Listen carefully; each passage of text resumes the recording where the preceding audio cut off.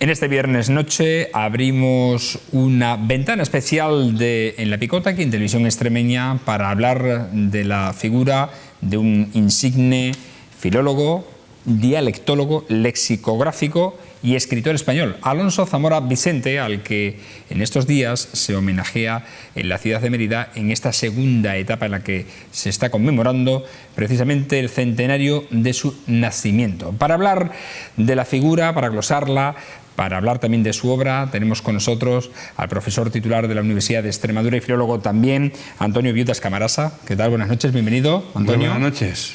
Y a una persona que lo conoció, personalmente trató con él, creo que influyó también algo en él. Antonio Vélez, ¿cómo está? Buenas noches. Alcaldes ya en aquella época, ¿no? Sí, claro. Se editó se hizo la segunda edición del Alba de Mérida y sus cercanías, su tesis doctoral que le dirigió Damas Alonso, y que ha sido el tratado de filología más, posiblemente más referente casi del siglo XX. Eso está tan ligado a Mérida y es tan importante que el Ayuntamiento de Mérida, el Pleno, acordó nominar una calle, Recoleta, la calle va de Santulalia a Sagasta, con el nombre de Alonso Zamora Vicente, porque la influencia de Zamora Vicente en Mérida es excepcional. Fue su primer destino como catedrático del instituto, recientemente creado, del año mediados de los 30, 33, en la época de Nieto Carmona, y estuvo el curso 40-41 y 41-42. Pero bueno, de eso hablará mucho más. Ahora hablaremos Antonio de decir que este sábado se presenta una nueva edición editada por la editora regional de Extremadura de precisamente ese libro, el Habla de Mérida y sus cercanías. Pero antes queremos descubrir la figura de Alonso Zamora Vicente y queremos que Antonio Viudas Camarasa nos la glose. ¿Quién era Alonso Zamora Vicente?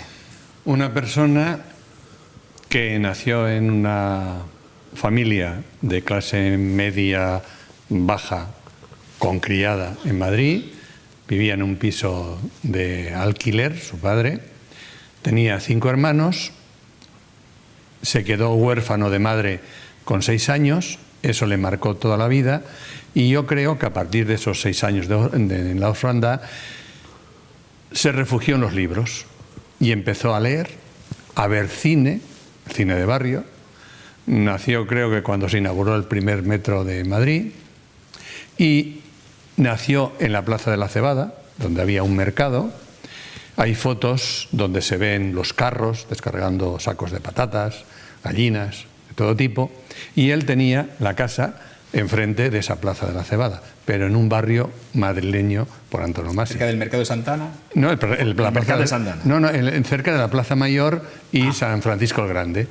O sea, que veía el Manzanares y se acercaba a las Vistillas y de pronto iba a la Plaza Mayor y se encontraba con todo, y la calle Arenal, la parroquia de San Ginés, luego daba la vuelta por el Palacio Real y cruzaba el viaducto, lo que había entonces, que era otro puente, y trepando por las Vistillas volvía a San Francisco el Grande, y por la calle Don Pedro, ahí estaba San Isidro, la ermita de San Isidro la Pequeñita, San Andrés, su parroquia, de la que él era muy conocedor porque el cura de la parroquia vivía en el mismo piso de vecinos, y también su padre, en esos años iniciales, era promotor de un centro socialista en el que Zamora Vicente empezó a dar sus primeras clases como estudiante. ¿Y cómo recala Alonso Zamora Vicente en Mérida? Pues recala por culpa de la guerra civil. Después de la guerra, que fue toda una hazaña, está ahora un investigador editando una novela inconclusa que escribió durante la guerra. Será una revelación porque nos dirá qué hizo en la guerra con sus propias palabras. Porque a él, perdona, Antonio, le pilló la guerra estudiando, supongo. Le pilló la guerra, que estaba ya para terminar la carrera, el examen, e irse, creo que era a Alemania, de lector y empezar un carrerón. No terminó la carrera y hasta después de la guerra no pudo terminar la carrera. Estaba en el bando republicano. Y esa es una historia muy larga, porque si hablamos de la guerra y Zamora Vicente, no hablamos de eso. Lo que sí que Mérida está siempre en Zamora Vicente. Después de la guerra se acoge al decreto de depuración, arriesgándose, los de la Junta de Ampliación de Estudios no le hicieron caso en París, había muchos recomendados, y optó por volver a España, con el riesgo de la depuración. Pues llegó a Hendaya y ya lo detuvieron en barco por Lisboa, por todo, llegó a Sevilla en barco, según cuenta, y allí al campo de concentración, a San Juan de la Rinconada. Y entonces tenía un primo de parte de madre ferroviario en Mérida. Y gracias a él, y sé que sospecho a don César Lozano Cambero, le dieron un certificado de que había sido buena persona. Y eso le sirvió ya para salir del campo de concentración. Requisito indispensable, me supongo, claro, para salir entonces. Claro, trabajar en la construcción para pagarse el dinero hacia Madrid, y al llegar ya a Madrid, pues un chivatazo, también casi no lo deja examinar, porque le habían acusado de haber sido comisario político en la Guerra Civil, cuando fue soldado, que influyó en salvar los tesoros del Museo del Prado y las bibliotecas de Madrid, con Antonio Rodríguez Moñino de jefe por un lado y con Tomás Navarro Tomás por otro. Pero ese tema, si hablamos, tenemos para una hora, Y ya llega. Consigue examinarse de su carrera y en las primeras oposiciones se presenta y saca la cátedra. Y después de sacar la cátedra, pues llega a Mérida, y el primero que le recibe, y lo leeremos en el itinerario el sábado, o sea, mañana, llega y sube la cuesta de la estación y le recibe unos familiares muy queridos. Era su primo. Pero creemos que se llamaba Nieto. Tenemos a Jesús Díez Marín, que se acuerda que fue alumno suyo con 16, 17 años y tiene una memoria ejemplar y va a ser uno de los mejores ponentes. Y entonces, ¿qué es Zamora Vicente? Alguien que ha sido algo gracias a Mérida, y al que Mérida le debe mucho, aunque muchos merideños desconozcan quién es la personalidad, porque hay que culturalizar al pueblo, hay que hacer más programas culturales, hay que dar caña cultural, hay que conseguir que las nuevas tradiciones recuerden las historias de los viejos. Y en esta ocasión pues hemos aprovechado este itinerario para dar a conocer a Zamora Vicente, primero en el centenario que empezó en Madrid, mis colegas de la Complutense, el departamento donde él se jubiló, pero es que Zamora Vicente es catedrático, profesor de muchos mundos. Primer mundo suyo,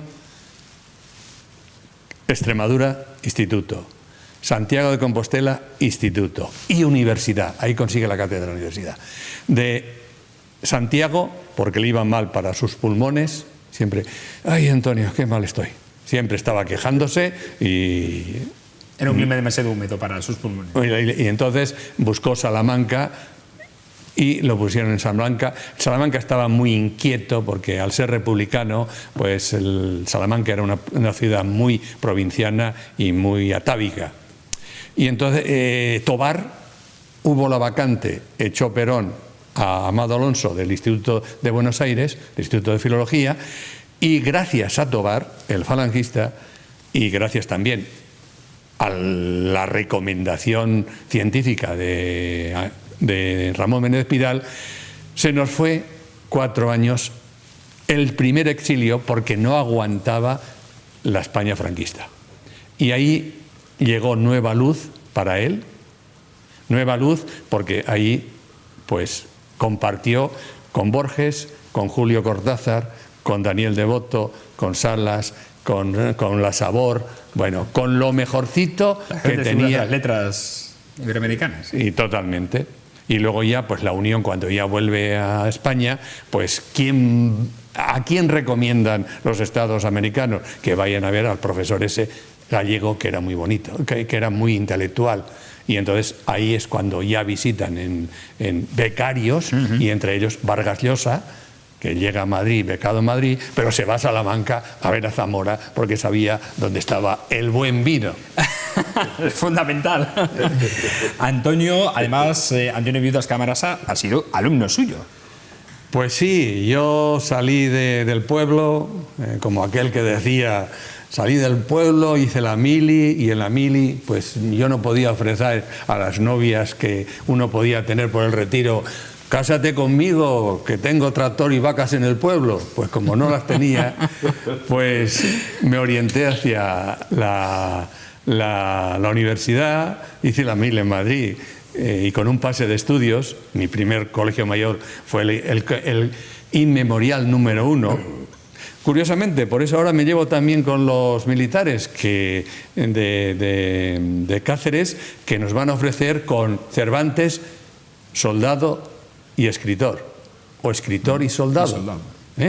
Y va a ser un homenaje, curiosamente, porque Zamora Vicente también fue soldado raso en la Guerra Civil, y yo también soldado vaso, no llegué ni a cabo. Ni a Cabo Furriel, escribiente de... Y claro, todo este ambiente ha generado el llegar a la clase de la Complutense. Y en la clase de la Complutense, pues como decían los detractores de los de la Institución de Libre Enseñanza, Zamora nos echaba un anzuelo y nosotros picábamos. Y yo piqué a la primera porque su manera de ser me iba mejor, porque a mí, don Joaquín de Entrampasaguas, pues no me decía nada, no me hacía tilín. Otros, tampoco. Manuel Alvar, tampoco. Rafael Lapesa, pues era muy serio. Y a mí, como Zamora era campechano y me entendía, y yo era de pueblo, pues dije, pues voy con Zamora, a ver qué tal me va.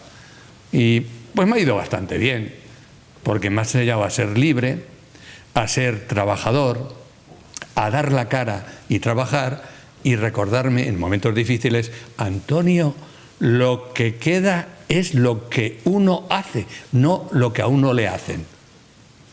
Ahora, un poder político, lógicamente, nombra a un mediocre un cargo, no viste. Un poder nombra a una persona que vale y ese cargo está vestido. ¿Qué tenemos ahora? Pues mucha gente que está en el poder pero no sirve. Mucha mediocridad, ¿no? Sí, yo creo que sí, mediocritas. Así no se ofende. Bueno, ¿qué recuerdos tienes, Antonio, de Alonso Zamora Vicente, de aquella época, principios de los 80? Hombre, en Mérida había una fuerte memoria transferida de la presencia de aquel catedrático joven y se tenía una fuerte conciencia también de recuerdo en el espacio cercano a Mérida, en los pueblos cercanos. Pero, Antonio, te corto. ¿Cómo en 2 años pudo influir tanto en un pueblo donde Mérida era pueblo? Bueno, es que si Alonso Zamora Vicente se hubiera dedicado a escribir exclusivamente, hubiera sido premio Nobel. Es que Alonso Zamora Vicente transfirió, en mi humilde opinión, su conocimiento a mucha gente. Es que Alonso Zamora Vicente concretó, como bien dice cuando reeditamos, que él prologó la ontología de Bolsillo de Gabriel y Galán. Él apuntaló muy bien lo que él llamaba el dialecto castellano-leonés, que curiosamente a mí me contaba historias que luego o antes había leído en Ramón Carande o a Trullón de Lara o a la gente que tenía una concepción de la historia más materialista, y decía: Antonio, me decía de broma, dice, es que el avance leonés de Alfonso IX no fue religioso, el avance leonés fue para buscar pastos de invierno para las ovejas, y te lo contaba con una normalidad tremenda. Entonces, volviendo al hilo, era una personalidad arrolladora y muy caluroso en el trato. Lo que acabas de decir une a lo que había aprendido de Castillejo, claro, que para limitar Castilla y León, en vez de fonemas isoglosas, era más fácil delimitar cómo se hacen las sopas. Y las sopas son distintas en toda España. Sí, cierto. Y entonces lo decía, y lo recordó precisamente en el discurso honoris causa de Alicante. Pero y eso que acabas de decir ahora mismo era lucha por pastos, es curiosísimo. Él dejó una impronta de afectos. Hasta el pueblo más pequeño, Carrascalejo, los Granjos, la familia Granjo estuvo muy unida. Él pisoteó, porque como tú bien has dicho en muchos momentos, en muchas ocasiones, él analizó fortísimamente, contundente, decididamente, el dialecto meritense, con el que hizo su tesis doctoral. Y bueno, que en 1943, ¿no? Sí, 1943. Les editó el 43. Entonces, la relación con Alonso, hombre, nosotros teníamos una memoria transferida, permitidme que sea un poco pesado, de mucha gente que había vivido él. Estamos hablando del año 81-82. cuando quien decía antes Antonio Viudas, que va a ser ponente el sábado, Jesús Díez Marín es el farmacéutico, el viejo farmacéutico que tiene 94 años y fue alumno suyo. Jesús Díez Marín, el farmacéutico de la calle Santa Eulalia, que tiene 94 años, fue alumno suyo. O sea, Alonso le llevaba 6 años a Jesús Díez Marín y lo recuerda. Y muchos recuerdos. La referencia que ha hecho Antonio Viudas Camarasa respecto de don César es que don César era profesor también en el instituto de religión o tal, y eran muy amigos. Y yo he escuchado en mi casa hablar de Zamora Vicente. Por eso no tuvo ningún problema cuando el patronato de la biblioteca, a principios del 82, reconstituido ese patronato, con presencia de nuevos actores y viejos actores, como el caso de Buruaga, don José Álvarez Buruaga, San de Buruaga o Peñafiel y tal, y la gente que entramos nueva acordamos sin ningún problema la reedición del Habla de Mérida y sus cercanías, que había editado la Antonio de Nebrija, el Consejo Superior de Investigaciones Científicas, el año 43, y nosotros lo publicamos en el 82. Y se editó y se presentó en diciembre del 82. Y vino su amigo Camilo José Cela, al que le pusimos una calle también, aprobada por el Pleno, porque el Pascual Duarte es un libro grandioso, después del Quijote el más traducido en aquellos momentos, y las escenas de Mérida de Pascual Duarte son grandiosas. Y la amistad de Zamora Vicente con Camilo Sacela eran grandiosas. Y por eso Mérida le reeditó y le dedicó una calle, porque el Habla de Mérida y su cercanía, posiblemente, y termino, es el tratado de filología más referencial en gran parte del siglo XX, no solamente en España, eso lo puede decir Antonio Viudas, en medio mundo. No es, indudablemente. Pero tengo la impresión que, además de ser un gran técnico en el mundo de las letras, por lo que cuenta Antonio Viudas Camarasa, tenía una filosofía de vida y una impronta a la que ha hecho referencia Antonio Vélez, que marcaba, que bien pudiera haberse declinado por el terreno de la filosofía. Me ha parecido entender por las frases que transmitía a sus alumnos, ¿no? Yo creo que era un humanista. Claro. Y al ser humanista, lo mecánico le encantaba. Ah, sí. Le encantaba todo lo que fuera cacharritos. De hecho, curiosamente, le gustaba trabajar con las manos. Sí, con las manos. Y claro, y apreciaba mucho la artesanía. Y por eso se hizo coleccionista de alfarería. Y hemos montado esta exposición en Cáceres, con el apoyo, lógicamente, de la Diputación Provincial, y que pertenece al legado Zamora Canellada, que su mujer también le encantaba los bordados, y también hemos hecho en Malpartida, en la primera parte del itinerario, la primera etapa, una exposición de bordados. O sea, esta es parte también del homenaje, esta exposición de cerámica popular en la Casa del Mono de Cáceres, que es donde está expuesta. Esa está en Cáceres, y la de bordados en Malpartida, que este es el cartel, que es la marca, que también se ha hecho ya aquí en Mérida, otro igual, donde aquí pone Malpartida, hemos puesto Mérida. ¿Y el autógrafo ha sido difícil?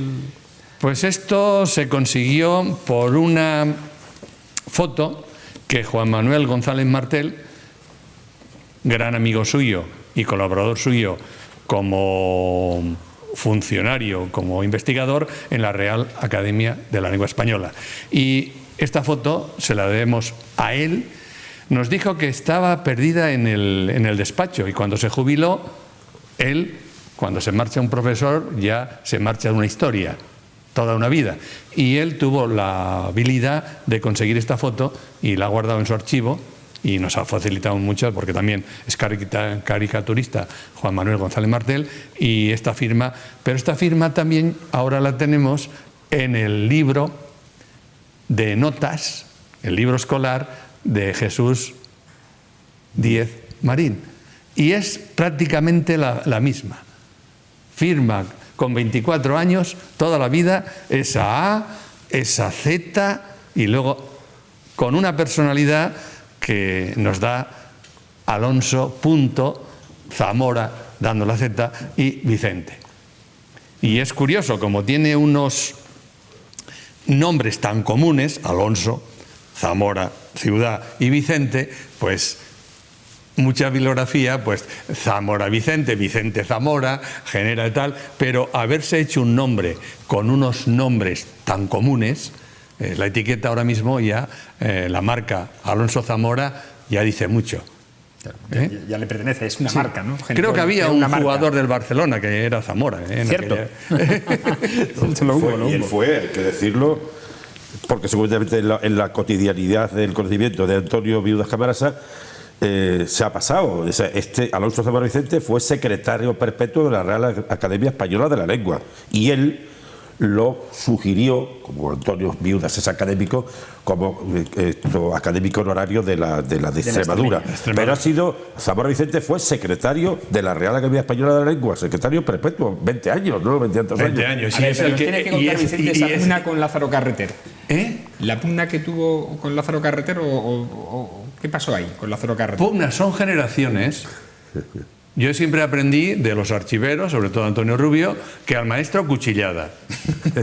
Eso no se dice, la gente tiene miedo. Pues sí, al maestro cuchillada.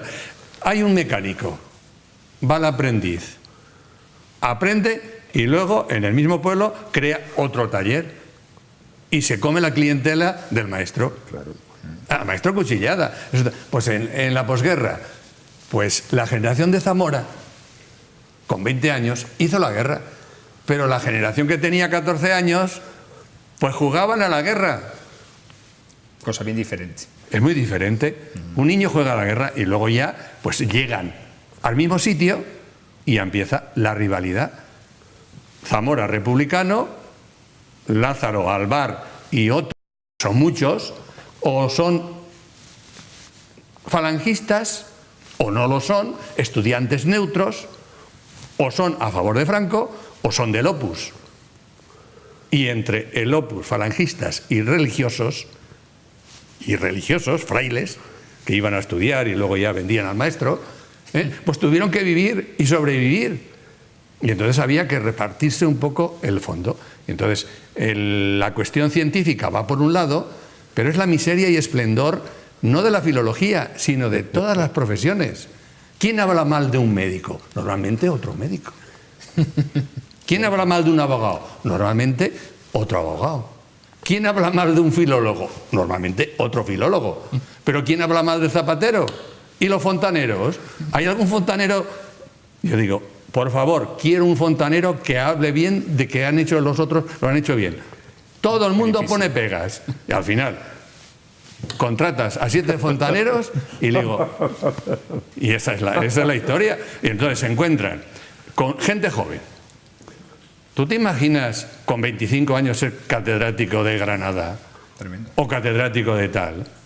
Ya, Zamora con 24 fue catedrático de instituto, pero aquella generación no había nadie, porque a unos los habían matado, a otros los habían fusilado, y otros se habían exiliado. Y entonces quedó la universidad diezmada, sin cuadros. Y entonces los republicanos que se quedaron, como Lapesa y Zamora, entre otros, tenían que enseñar entre líneas. Y si hacían algo, pues ya imposible. Una anécdota. En el baile de fin de curso de un colegio mayor, él era director, el de Hernán Cortés, y sacó a bailar a una alumna. Pues hubo esa generación que criticaron que cómo sacaba a Zamora Vicente a bailar a la madrina del Hernán Cortés. O sea, hay que ver la religión que había. Todo estaba influido, supongo, en aquella época. Había que ir a misa obligatoriamente. Y en el campo, como trabajaras el domingo, venía la Guardia Civil y te denunciaba. Y hablando de influencias, ¿qué exactamente, cómo le influyó en tan corto periodo de tiempo? Porque lo ha dicho Antonio Viudas, en tan corto periodo de tiempo, ¿cómo le influyó tanto Mérida a Alonso Zamora Vicente para hacer un tratado precisamente sobre la forma de hablar de la ciudad y de la comarca? Pues yo creo que es una actitud de responsabilidad de situación. Antonio tiene textos suyos de Alonso, en relación con esa voluntad, esa decisión, esa dirección que él plantea, ese compromiso, ese reto. Debió tener una fuerte impronta personal, incluso siendo una persona que tenía unas ideas muy claramente progresistas, muy republicanas, muy de izquierda, pero un hombre apacible. es... De izquierda civilizada, ¿eh? Él no estaba con, con los disturbios y tal. Y curiosamente, teniendo ese compacto intelectual, de posición, de mentalidad, de ideología, etcétera, de dirección personal, reflexivamente personal, él es el primer comisario de excavaciones arqueológicas de Mérida, en el año 41. Seguramente porque lo nombran, seguramente porque hay una fuerte estima hacia él. Y con todo su compendio de expediente y tal, él es el comisario del año 41. Es que fue profesor de Historia del Arte en la Universidad de Santiago de Compostela. Pero es que el examen que hace después de la guerra le salió arte y aprobó. Pero, como dicen siempre, ¿no?, le salieron los dientes visitando el Museo del Prado. Claro. Nos dice que vio a Unamuno en el Museo del Prado, en el Paseo del Prado, siendo él bachiller. Pero es que tenía al profesor Belmonte, que les llevó a ver el Greco. Y tenía al gran profesor Elías Tormo, que había sido ministro y rector de la Complutense, de la Universidad Central, que fue el primer catedrático de Historia del Arte de España, Elías Tormo, Monzón. Y claro, él llevaba el arte, pues como llevaban el arte todos los de la Institución Libre de Enseñanza. Tenemos que salvar España. España ahora está desgajada, pero es que en el 98 las Españas estaban desgajadas.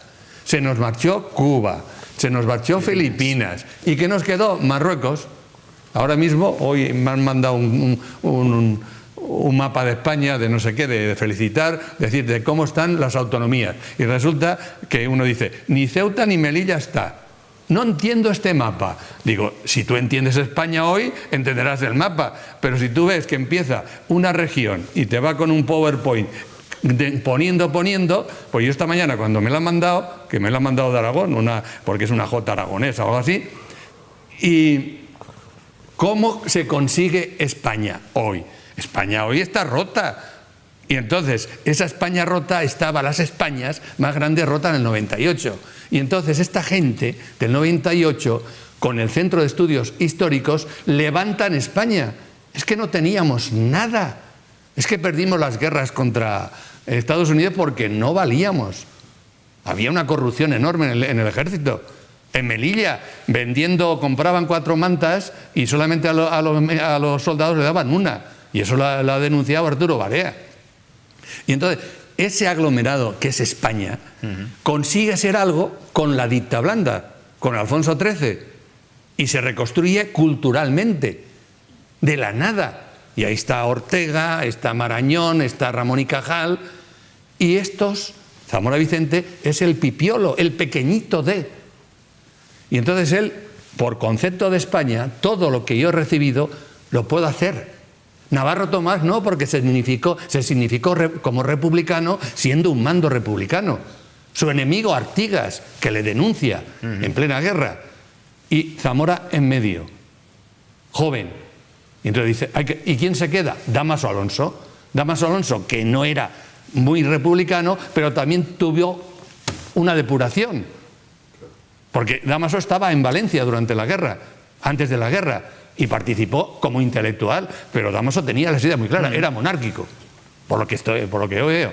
Y claro, todo esto hay que ver otro enfoque de la historia de España y no, es que tú eres más malo que yo, tú eres más rojo que yo, tú eres más de derechas que yo, no. Y entonces, este liberalismo, que es fruto de la Institución Libre de Enseñanza, pues no estamos habituados, porque siempre dicen que había 2 bandos. Prácticamente como ahora, o eres de A o eres de B, y si eres de B te quito del papel. Anda, eso, y el que quita del papel... Aquí hemos avanzado muy poco, ¿no, Antonio? Hemos avanzado muy poco desde entonces. En este sentido me refiero. Hemos adelantado mucho porque lo que estoy yo diciendo, si no estuviera en una democracia no lo podría decir. Claro, entonces, sí, es verdad. Hemos adelantado mucho. No, me agrada mucho que te hagas esa referencia a la dicta blanda, a la época de don Miguel Primo de Rivera, que para mí es muy sugerente. El directorio civil desde el 25 hasta que entra Dámaso Berenguer es muy interesante. Y curiosamente, en el bloque obrerista del que formaba parte, al que pertenecía mi familia Vélez, los Vélez, la UGT, quizás porque le permitió, también porque el peligro era la CNT, el bloque obrero estimaba mucho a don Miguel Primo de Rivera. Es curioso. Es curioso. Yo he dicho aquí en La Picota alguna vez que él se adelantó en gran medida, en la escala de España, al New Deal de Franklin Delano Roosevelt, porque apostó por el sector público de una forma muy decidida y lo influyó mucho las ideas de Joaquín Costa, tu paisano. Lo dice Gerald Brennan en El laberinto español. Se hizo una regeneración de España. Había una minoría muy culta. Ha habido gente muy progresista, muy de demagogia. Es que eran muy pocos los que estudiaban, pero eran todos los que sabían. A mí me han contado que en un pueblo de Extremadura llegaba un periódico o dos, y ese periódico lo leían en voz alta a los analfabetos que no sabían leer, pero tenían noticias. ¿Y ahora qué tenemos? Una España analfabeta de Facebook, WhatsApp y algo más que solamente se sabe por cofradías. La cofradía de tal. La información no existe. Hay un atomismo informativo.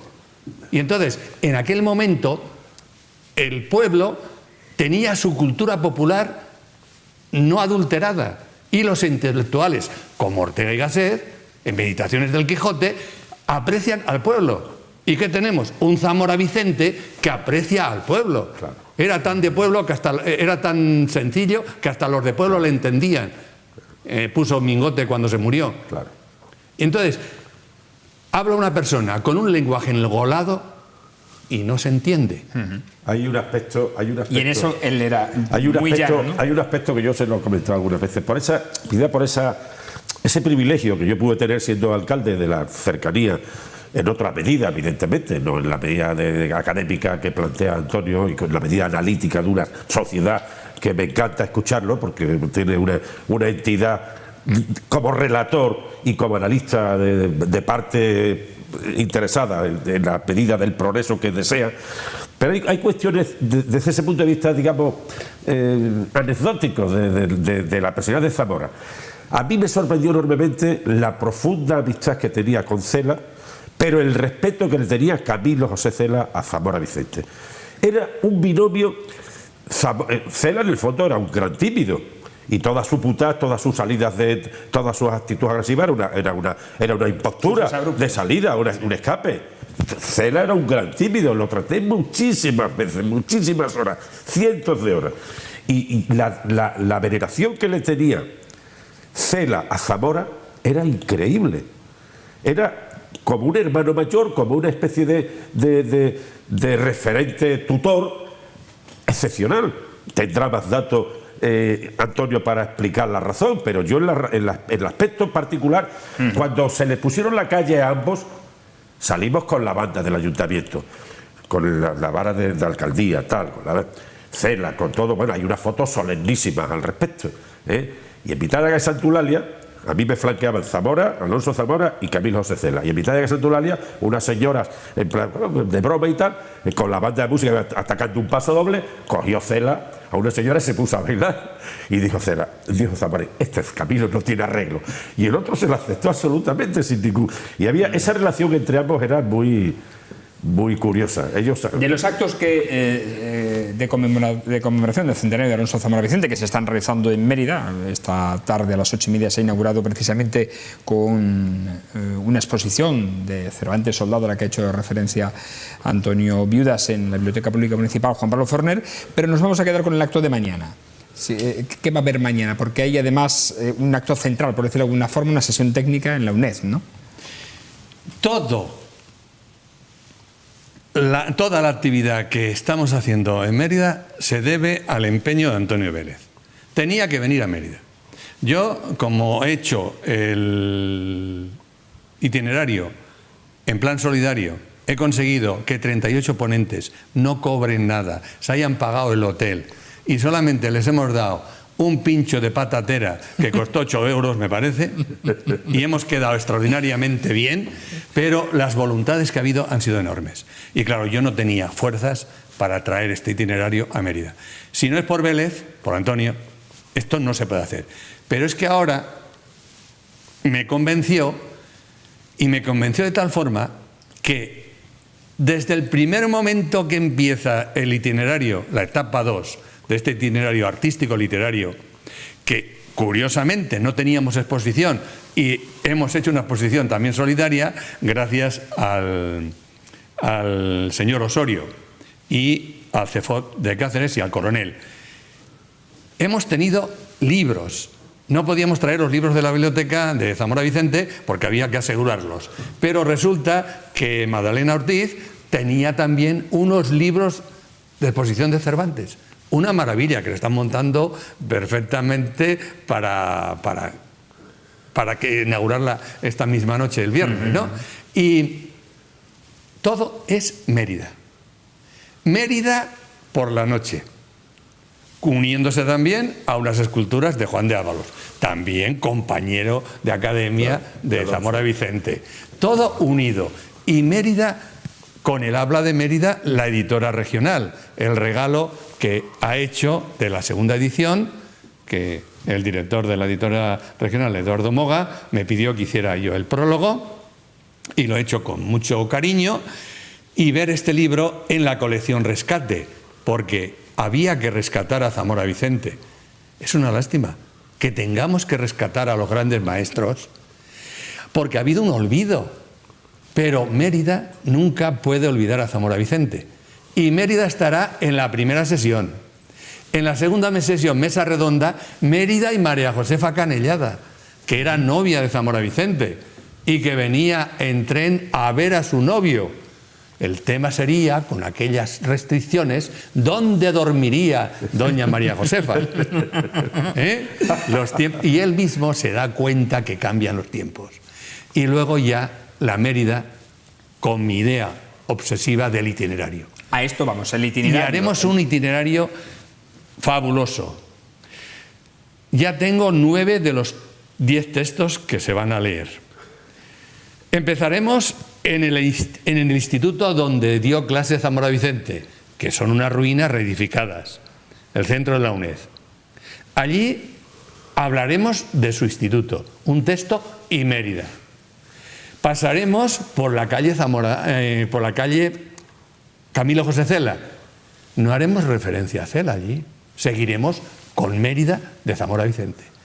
Llegaremos a la glorieta y en esa glorieta la estación, y de la estación a la calle Santolalia, donde él vivió, según testimonio ya suyo y de Jesús Díez Marín.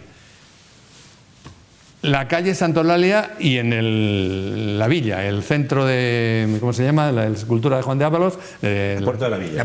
La Puerta de la Villa. Y luego ya en la placa, en su calle. Bajaremos a Guadiana, recordaremos a Zamora Vicente con Unamuno. Nos iremos al templo de Diana, subiendo.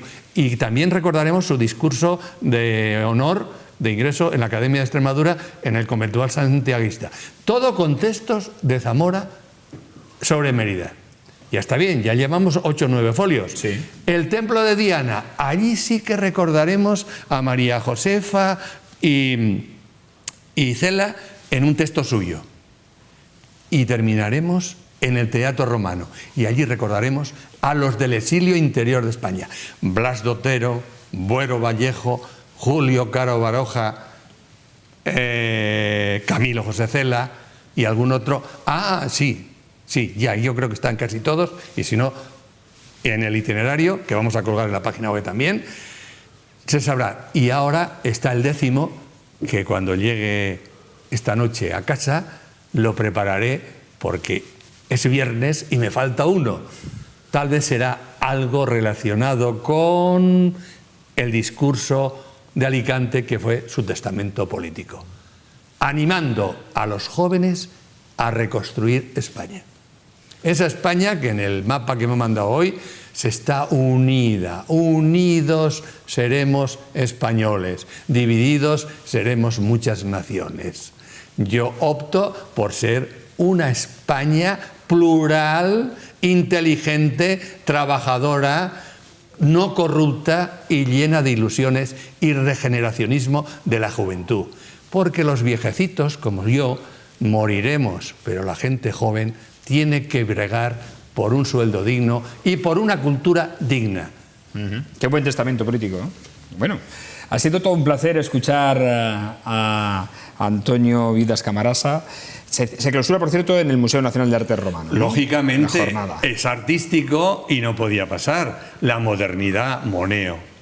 Junto a esa estatua de Santa Eulalia, que ya él dice que no se sabe si me preguntaron si era soldado o era santa, esa leyenda tan preciosa que la refleja, y claro, quería mucho a Mérida. O sea, es un algo que Mérida, yo creo que Zamora sin Mérida no hubiera sido lo que llegó a ser. ¿Cuántas referencias hay en la red del habla de Mérida y sus cercanías? Pues yo creo que están en los 600.000 o más. O sea, Mérida y Zamora Vicente copa la red. De hecho, pedí a la alcaldía que me apoyara porque Zamora ha dado más a Mérida que la alcaldía de Mérida puede dar a Zamora, aunque nos pague el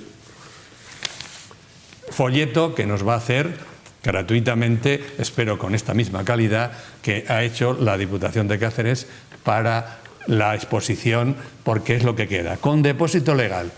Porque un folleto que no tiene depósito legal no existe. ¿Cierto? Va a la Biblioteca Nacional y es importante. Curiosamente, la censura, la izquierda pensaba que por llevar un folleto al depósito legal era un acto de censura. Es un acto de tu propia organización, aunque seas de la ultraizquierda o de la ultraderecha. Y Mérida no podía faltar en este homenaje a Zamora Vicente. ¿No? Claro, así se ha cumplimentado y el empeño de Antonio Mérida ha dado sus frutos, como ha dicho Antonio Vidas Camarasa, como resultado precisamente este homenaje que se le da durante este fin de semana a la figura de Alonso Zamora Vicente. Antonio Vidas Camarasa, ha sido todo un placer tenerle con nosotros aquí en Televisión Extremeña. El placer ha sido mío, porque hablar de una persona que quieres y la quieres por lo que te ha enseñado y no por lo que te ha dejado de herencia, aunque tengo algún regalino suyo en vida. También hay algo material. También hay algo, hay el cariño y unido a un Ricardo Baroja, una gran grabado. Muy bien, muy bien. Bueno, Antonio Vélez, gracias por facilitarnos también precisamente la posibilidad de que Mérida se apunte, también no falte en este homenaje al aniversario tan señalado de Alonso Zamora Vicente. Perdona, el grabado es el rezo del rosario. Sería una munición, que habrá que rezar muchos rosarios para resolver España. Gracias. Y a ustedes agradecerles como siempre su atención. Recuerden que estamos en las redes sociales, en Facebook, en Twitter y en YouTube, donde pueden ver programas como este. También en el medio digital se puede ver este espacio. Y le emplazamos al próximo lunes en una nueva edición de La Picota, aquí en Televisión Extremeña. Buenas noches, que sean felices y disfruten de este fin de semana previo a la Navidad.